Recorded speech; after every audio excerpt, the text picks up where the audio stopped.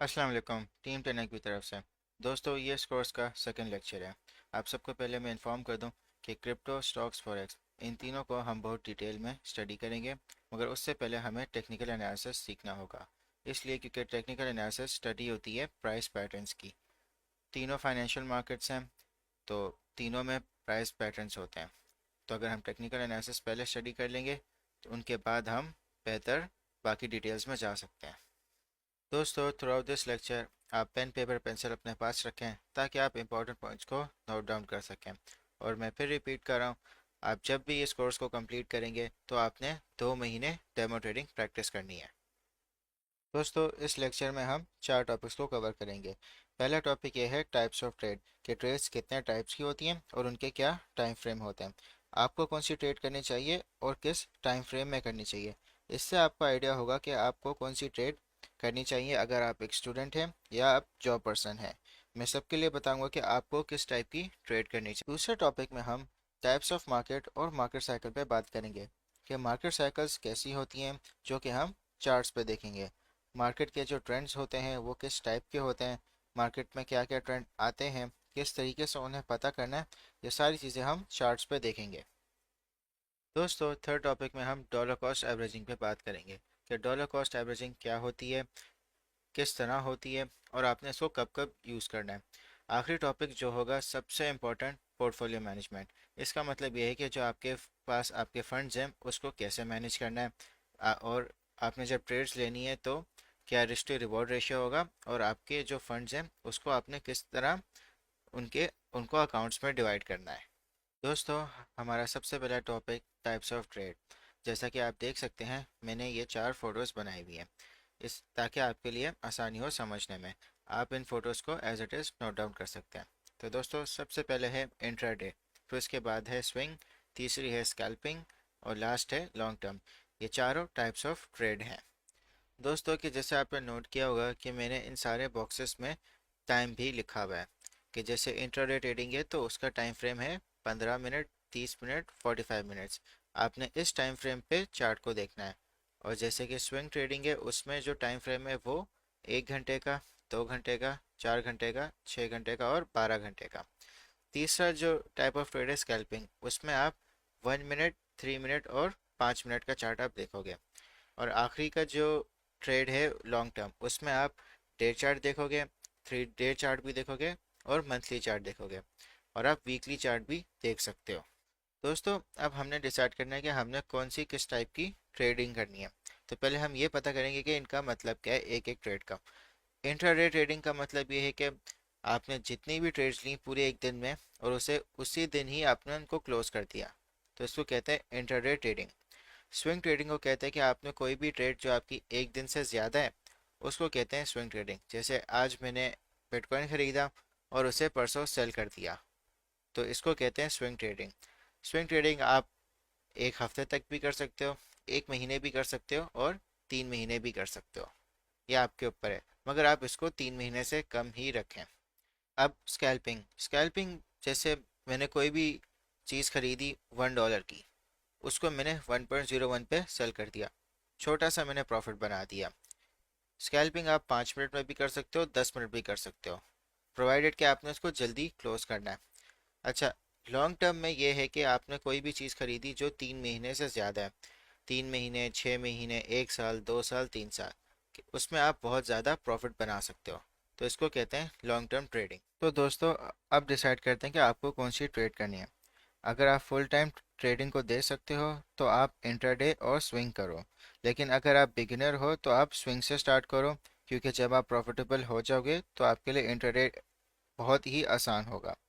अगर आप एक स्टूडेंट हो, आपको स्कूल या कॉलेज जाना है और उसके बाद आप ट्रेडिंग को टाइम दे सकते हो, तो आप स्विंग पे ज़्यादा फोकस करो और लॉन्ग टर्म पे। लॉन्ग टर्म एक तरीके से आपकी इन्वेस्टमेंट है जो आपके फंड को काफ़ी बढ़ाएगा। अगर आप जॉब करते हो तो आप स्विंग को प्रेफर करो।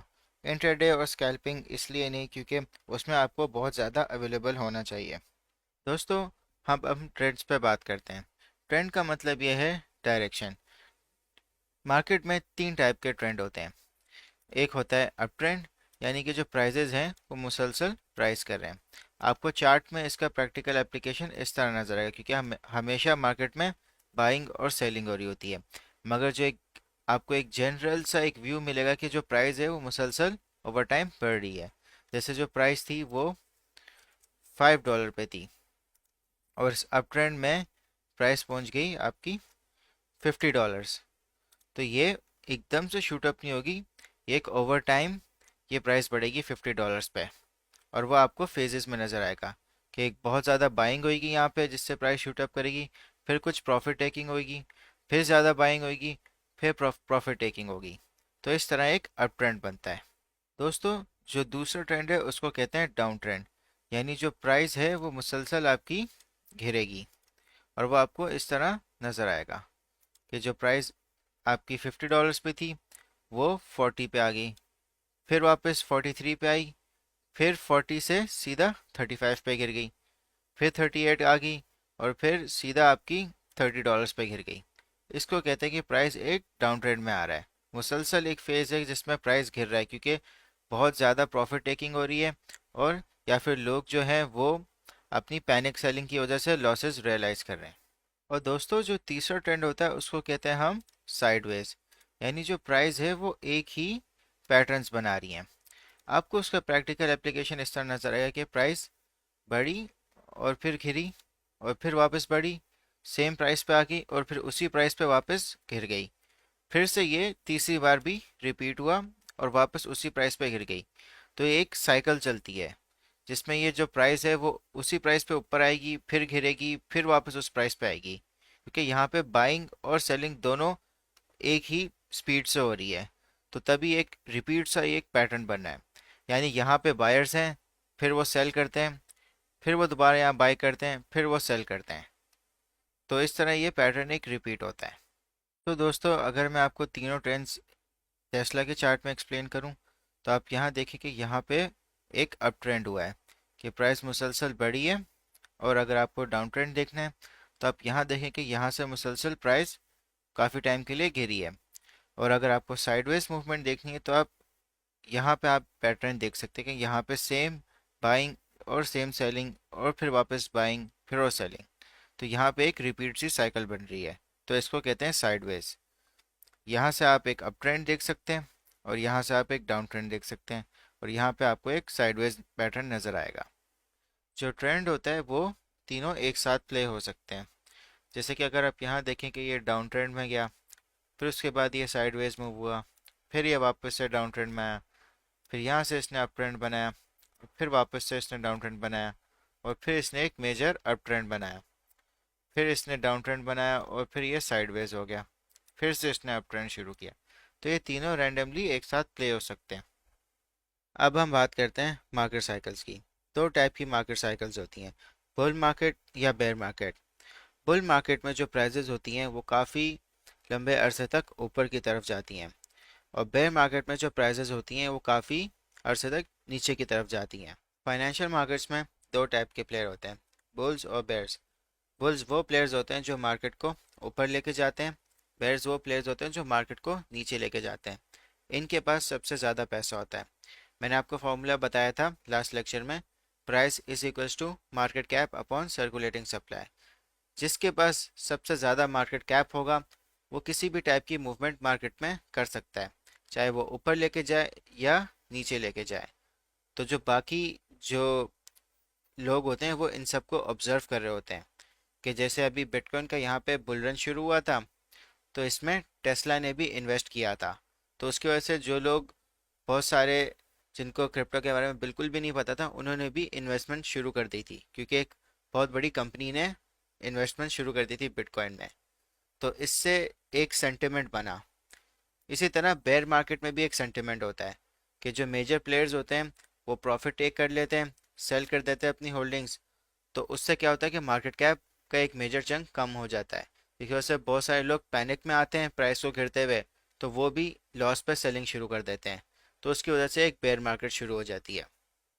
एक और इम्पॉर्टेंट बात यह है कि इन साइकिल्स में हमेशा आपको ट्रेंड्स नज़र आएंगे। अप ट्रेंड भी नज़र आएगा, डाउन ट्रेंड भी नज़र आएगा, साइडवेज भी नज़र आएगा।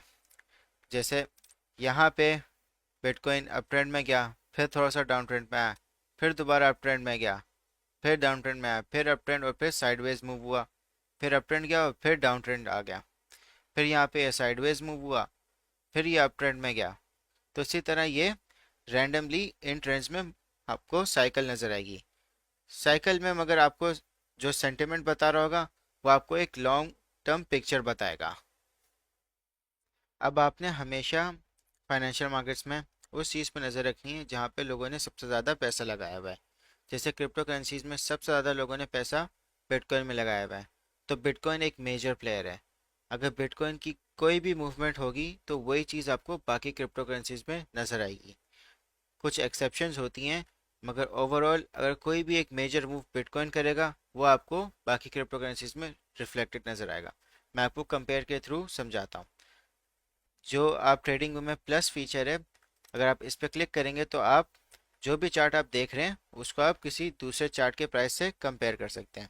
जैसे लाइट कॉइन है, ये भी एक क्रिप्टो करेंसी है, तो मैं आपको बिटकॉइन और लाइट कॉइन की मूवमेंट को कंपैरिजन करवाता हूँ। जो ऑरेंज कलर है ये लाइट कॉइन का प्राइस है। आप सिर्फ देखें कि जब बिटकॉइन अप ट्रेंड में गया तो उसी तरह लाइट कॉइन भी अप ट्रेंड में गया, जहाँ बिटकॉइन डाउन ट्रेंड में गया तो उसी तरह लाइट कॉइन भी ड्रॉप हो गया। जब दोबारा बिटकॉइन ने अपना बुल मार्केट शुरू की तो इसी तरह लाइट कॉइन की भी प्राइस ऊपर गई। एक और एग्जांपल देख लेते हैं, जैसे इथेरियम है।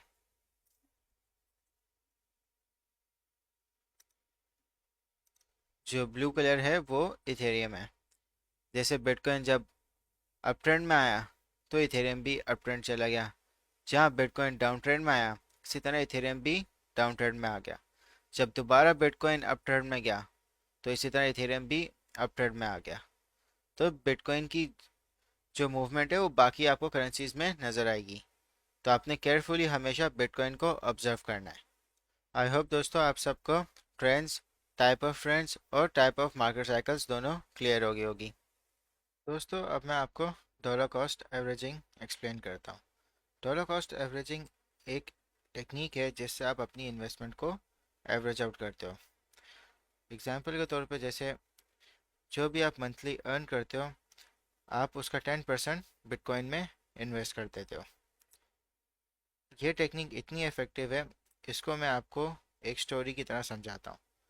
आप और आपके दोस्त दोनों आप लोग बिटकॉइन में इन्वेस्ट करना चाहते हो। आप दोनों के पास $12,000 का फ़ंड है। आपका दोस्त बोलता है कि मैं एक ही दफ़ा बिटकॉइन खरीद लूँगा, और आप कहते हो कि आप हर महीने $1,000 का बिटकॉइन खरीदोगे। दोनों का फंड साइज सेम है, सिर्फ स्ट्रैटेजी डिफरेंट है। आपका दोस्त एक ही दफ़ा खरीद लेगा और आप हर महीने $1,000 का खरीदोगे। तो जनवरी का टाइम है, बिटकॉइन का प्राइस 40,000 है, तो आपके दोस्त ने बिटकॉइन $40,000 का खरीद लिया और टोटल क्वांटिटी उसके पास 0.3 आ गई। आपने क्या किया, 40,000 का बिटकॉइन था, आपने $1,000 का बाय कर लिया। उसकी क्वांटिटी आपसे 10 टाइम्स ज़्यादा है और आपकी उसकी 10 टाइम्स कम है। फिर भी आपका नेक्स्ट मंथ आया, उस वक्त बिटकॉइन का प्राइस और ज़्यादा था, 45,000 पता, आपने फिर $1,000 का ख़रीद लिया। फिर उससे नेक्स्ट मंथ आपने $1,000 का ख़रीद लिया और कंटिन्यूसली आपने 12 महीने $1,000 का ख़रीदते रहे, मगर आपने प्राइस को नहीं देखा। फिर साल का एंड हुआ, उस वक्त बिटकॉइन $20,000 पे क्लोज हुआ। तो आप और आपके दोस्त दोनों बैठे, तो आपके दोस्त ने पूछा कि आपके इस वक्त वैल्यू क्या है। तो आपने उसको वैल्यू बताई कि जो आपकी एवरेज प्राइस थी बिटकॉइन की बाइंग की वो 28,500 थी, और जो आपके पास इस वक्त टोटल क्वांटिटी है वो 0.48 बिटकॉइंस की है, और जो उनकी वैल्यू है वो इस वक्त 13,583 है। आप ऑलरेडी प्रॉफिट में आ गए। और जो आपका दोस्त है उसने साल के शुरू में $40,000 पर ख़रीदा था, और साल के आखिर में जब बिटकॉइन की वैल्यू 20,000 पे पहुंच गई तो जो उसकी वैल्यू थी वो 50% से डिक्रीज़ हो गई। $6,000 का उस वक्त टोटल उसकी वैल्यू उसके पास पड़ी हुई है अभी बिटकॉइन की। दोस्तों अगर हम सिर्फ कंपेयर करें, दोनों का फंड साइज सेम था, सिर्फ बाइंग स्ट्रेटेजी डिफरेंट थी। आपने उन महीनों का फ़ायदा उठा लिया जहाँ पे बिटकॉइन बहुत ज़्यादा कम प्राइस पे था, तो इससे आप ज़्यादा क्वांटिटी बाय कर सके। तो इससे क्या हुआ, आपका जो एवरेज प्राइस था वो भी काफ़ी रिड्यूस हो गया, आपकी क्वांटिटी भी बढ़ गई, और आप इवन के बिटकॉइन जब 50% अपनी वैल्यू ड्रॉप कर गया तो तब भी आप प्रॉफिट में थे। मगर जो आपका दोस्त था उसने सिर्फ एक दफ़ा बाय किया था, सेम क्वांटिटी थी, तो जो 40,000 से जब 20,000 बिटकॉइन ड्रॉप हुआ तो 50% वो लॉस में आ गया। अब सपोज नेक्स्ट ईयर बिटकॉइन की वैल्यू $55,000 पे आती है, तो आपका दोस्त आपको एडवाइस करता है कि आप वो भी प्रॉफिट में आ गए तो सेल कर लेते हैं, तो आप भी एग्री हो जाते हैं। तो आप दोनों अपने बिटकॉइन की होल्डिंग्स $55,000 पे सेल करते हैं। जो आपका दोस्त था उसने प्रॉफिट बना लिया 4,500 और 38% रिटर्न ओवरऑल अपने $12,000 के फंड पे। जो आपने प्रॉफिट बनाया वो आपने बनाया 14,213, यानी 118% आपने रिटर्न बना लिया। डॉलर कॉस्ट एवरेजिंग की वजह से आपकी क्वांटिटी भी ज़्यादा होगी और आपकी एवरेज परचेजिंग प्राइस भी।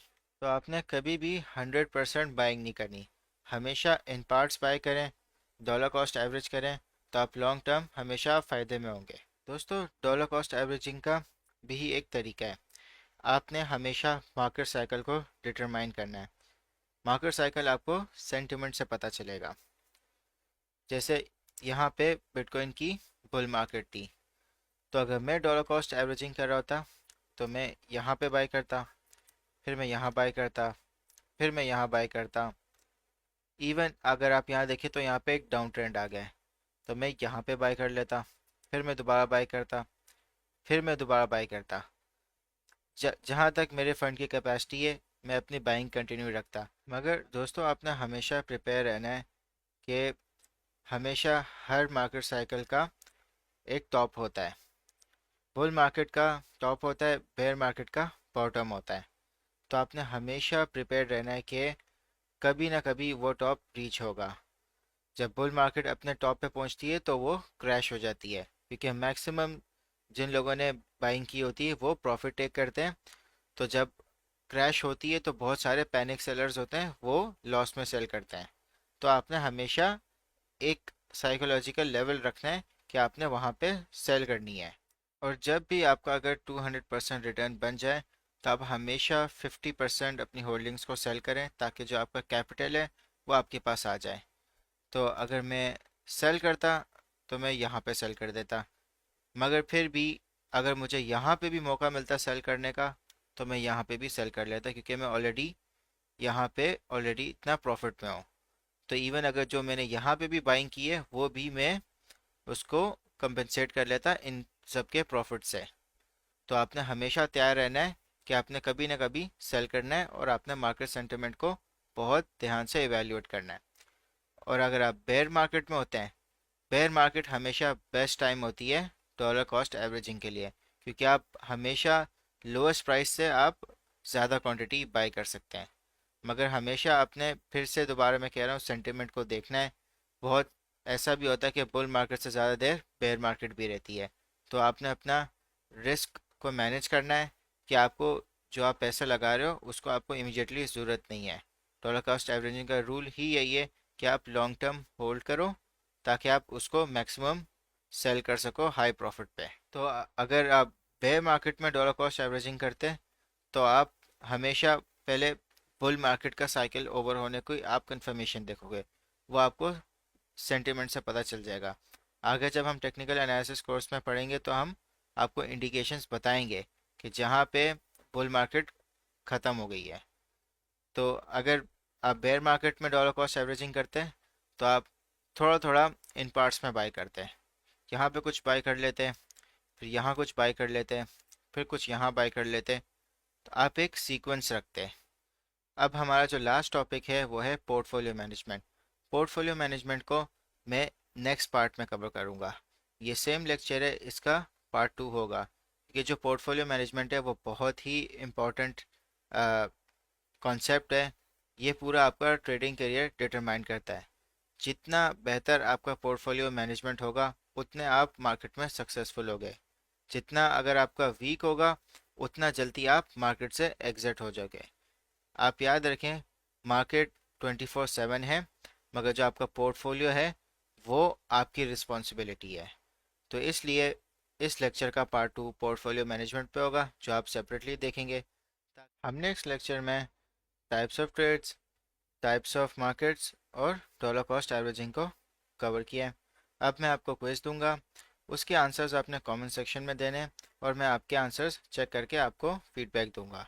Best of luck. क्विज में आप सब ने सबसे पहले क्वेश्चन 1 आंसर करना है कि क्या टाइम फ्रेम्स है इंट्राडे ट्रेडिंग के, स्कैल्पिंग के, स्विंग के और लॉन्ग टर्म के। आपने इन सब के टाइम फ्रेम्स बताने। क्वेश्चन 2 में आपने बताने के ट्रेंड क्या है इस प्राइस सीक्वेंस पे। इस प्राइस सीक्वेंस को आप क्लोजली मॉनिटर करें और बताएं कि क्या ट्रेंड चल रहा है इन प्राइसेस को देख के। फिर आपने क्वेश्चन 3 में बताना है कि बुल्स क्या होते हैं और क्वेश्चन 4 में आपने बताना है कि बेयर्स क्या होते हैं। क्वेश्चन 5 सबसे इंपॉर्टेंट है, इसको आपने लाजमी अटेम्प्ट करना है। आपने घबराना नहीं है, बहुत इजी सवाल है।